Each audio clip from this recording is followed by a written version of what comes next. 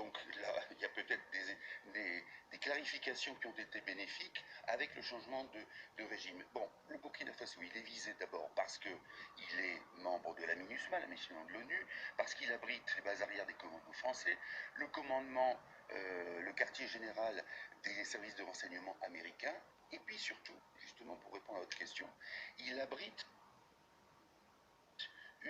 un mouvement de démocratisation qui pour l'instant n'a pas porté ses fruits jusqu'au bout du territoire, mais qui est intéressant du point de vue du Burkina Faso et qui correspond exactement à ce que détestent les djihadistes. Et donc ça fait tout un faisceau finalement de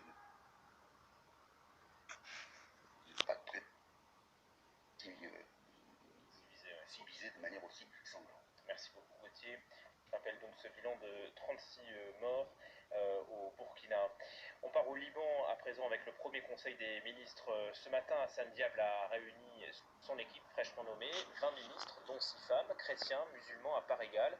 Une priorité, relever l'économie. Zeina Antonios, bonjour, on vous retrouve devant le palais présidentiel à Beyrouth. Pour le Premier ministre, le Liban fait face à une catastrophe économique. Les mots, bien sûr, sont choisis. Bien sûr, les mots sont choisis, sont bien réfléchis. Hassan Diab a évoqué une catastrophe économique. Il a évoqué aussi des moments difficiles. Il a dit vouloir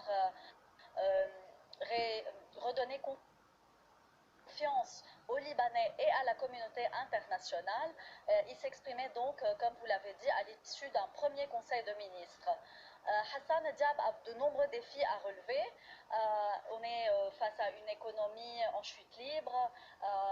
On apprend que Hassan Diab compte mettre en place un plan de sauvetage économique global, qu'il compte également solliciter l'aide de la communauté internationale, tout comme l'avait fait son prédécesseur Saad Hariri avec la conférence de Cèdre, mais qui n'a malheureusement pas abouti pour les raisons que l'on sait. Et Hassan Diab devra également travailler à rétablir la confiance entre les citoyens, les Libanais et le secteur bancaire après cette crise de confiance due au plafond sur les retraits, à la crise de liquidité. D'ailleurs, l'Association des banques du Liban a salué la formation du gouvernement et s'est dite prête à coopérer avec ce gouvernement pour redresser l'économie. Zeina, le nouveau gouvernement est censé répondre au mouvement citoyen mobilisé depuis 3 mois. Encore aujourd'hui,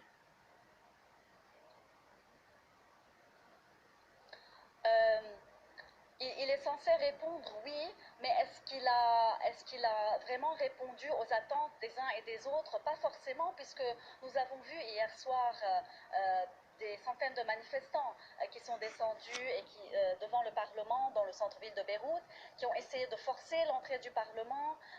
Ça s'est terminé en échauffourée, en gaz lacrymogène, en jets de pierre et jets d'eau. On a eu des blessés. Évidemment, ce n'était pas aussi violent que les autres jours, mais quand même, la formation de ce gouvernement n'a pas réussi à calmer la rue parce que certains